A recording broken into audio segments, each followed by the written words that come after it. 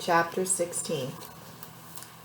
With their steady, dependable roan Chester hitched to the wagon, Hannah headed south out of town, traveling the road on which they'd come into La Forge weeks earlier.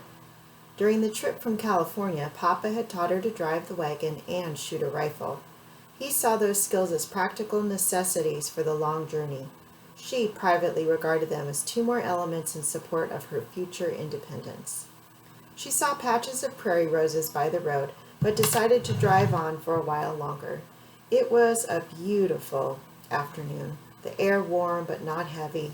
No one else was out driving. Chester's hooves beat a steady rhythm that she found soothing. It feels nice being outdoors and on my own. The sun climbed higher in the sky. She guessed that she'd been gone about an hour. To her left, the land dipped and rolled. She saw a vast expanse of pink up ahead and pulled Chester over to the side of the road. Sweeps and swaths of roses ran low to the ground. Their petals, deep pink shading to cream, surrounded centers so sunny and golden that each blossom looked like a cheerful little face.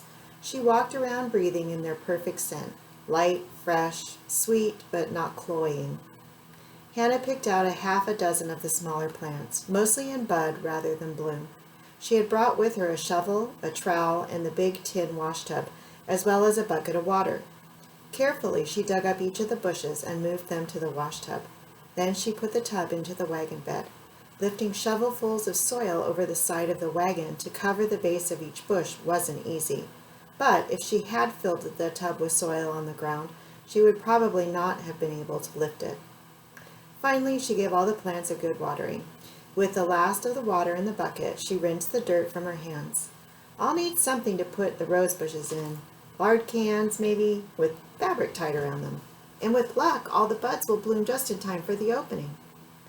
Satisfied, she climbed back onto the wagon seat and took a last look at the prairie. Something to the south caught her eye.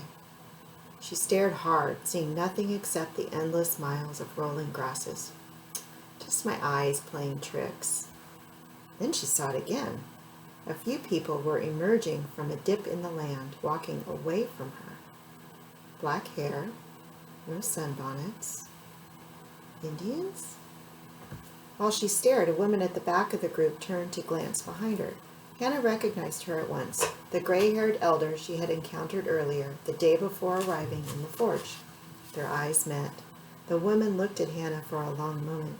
Then she made an unmistakable gesture with her chin, both acknowledging Hannah and beckoning her. Hannah walked briskly to catch up with the group. They had stopped on a stretch of prairie with a slight rise. They were definitely the same Sioux women she'd met before. The gray-haired elder nodded to her. The little girls giggled, and Hannah smiled at them in recognition. The baby had changed the most. Although still tied to her mother's back, she, or he, was much bigger now. They scattered along the rise, each carrying a stick. Hannah stayed with the gray-haired woman, who then spoke to her. Toke yan hey! Hannah nodded, then pointed to herself. Hannah, she said. My name is Hannah. Hannah, the woman repeated. She tapped her own chest with a flat hand and said, Weecha piwin. Weecha piwin, Hannah said, dipping her head in an awkward half-bow, half-curtsy. She had no idea if her gesture signified respect to the Sioux, but she hoped the woman would understand her intent. If there was one thing Mama had drilled into her from the moment she was born, it was respect for older people. Weechapiwan knelt and fingered one of the prairie plants at her feet.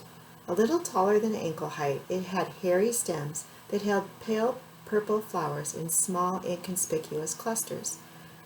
Weechapiwan looked up to make sure that Hannah was watching. Timsina, Weechapiwan said. Understanding flashed through Hannah's mind. Timsina, she exclaimed.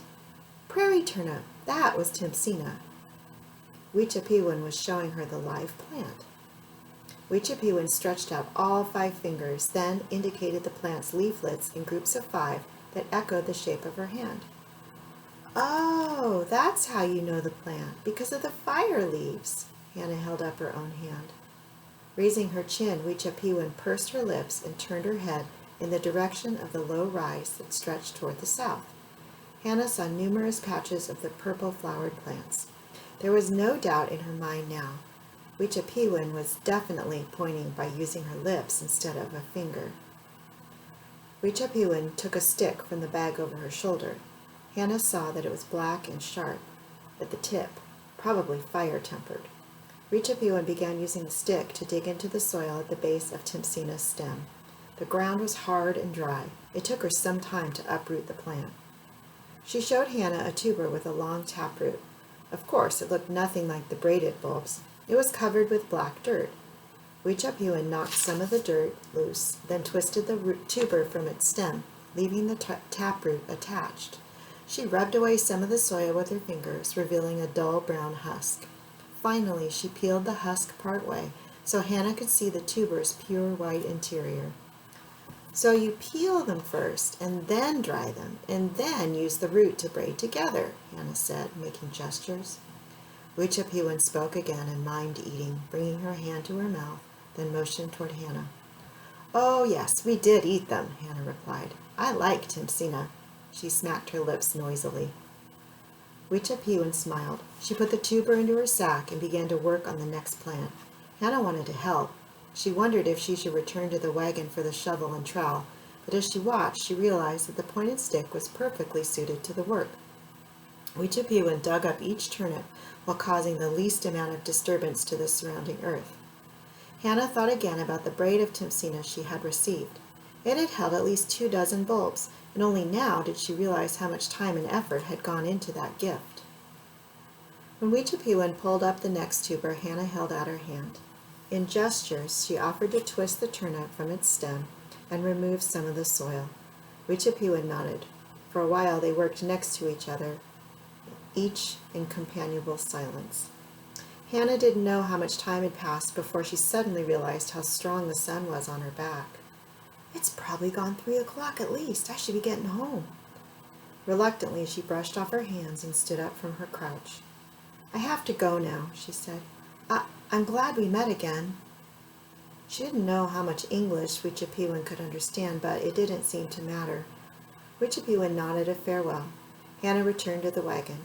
On the way back to town, she found herself wishing that Mama could have met Wichapiwan and tried to imagine the two women together. Chester's ears framed her view of the road ahead, which softened and blurred until she blinked her eyes clear. That's the end of chapter 16.